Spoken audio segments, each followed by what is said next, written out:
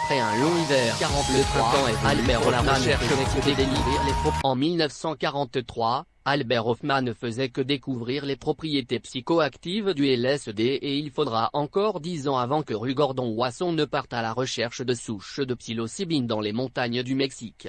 Ce sont les années 50, 60 et 70 qui seront les décennies les plus fructueuses du XXe siècle pour la recherche psychédélique.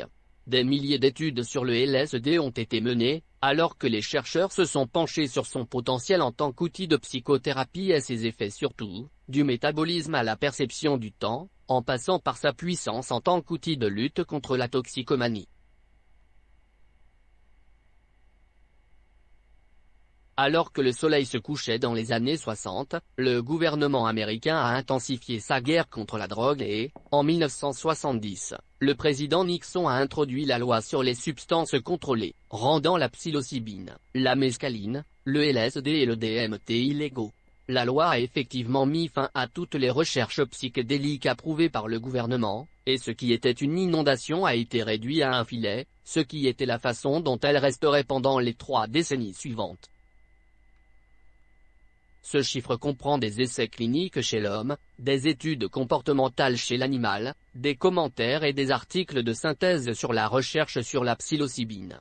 Les résultats sont tirés d'une recherche par mots-clés PubMed pour la psilocybine.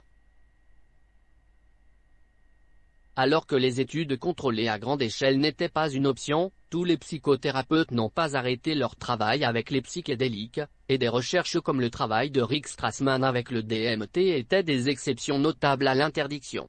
Grâce aux efforts incessants des défenseurs et des scientifiques, le nouveau millénaire a apporté un nouveau souffle à la recherche psychédélique.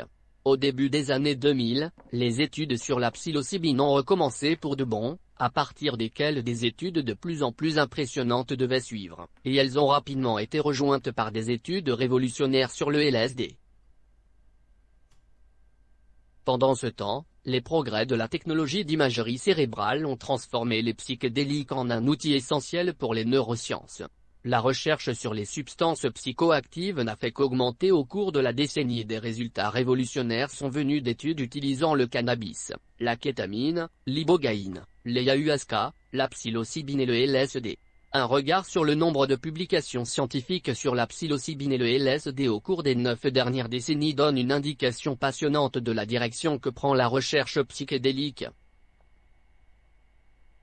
L'augmentation du nombre d'études menées par la Fondation Beckley au cours de la dernière décennie marque la montée en puissance dans le domaine de la recherche psychédélique. Afin de mieux comprendre les fonctions cérébrales et d'explorer le potentiel thérapeutique de ces substances, la Fondation Beckley a mené des études sur le cannabis, la psilocybine, le LSD, la MDMA et l'ayahuasca. L'organisation MAP est un pionnier de la recherche sur le potentiel psychothérapeutique de la MDMA et a également fait de grands progrès au cours de la dernière décennie. Plus récemment, la MAP a obtenu l'approbation de la FDA pour des essais cliniques de phase 3 à grande échelle étudiant le potentiel de la MDMA comme traitement du trouble de stress post-traumatique SSPT. MAP fait également progresser la recherche sur l'ayahuasca en tant que traitement de la toxicomanie et sur l'effet du cannabis sur les symptômes de SSPT. Psychédélique Science 2017 arrive à un moment où nous avons de bonnes raisons de célébrer ce qui a été accompli et de bonnes raisons de nous attendre à ce qui nous attend. Alors qu'une communauté mondiale de chercheurs dévoués continue d'approfondir notre compréhension des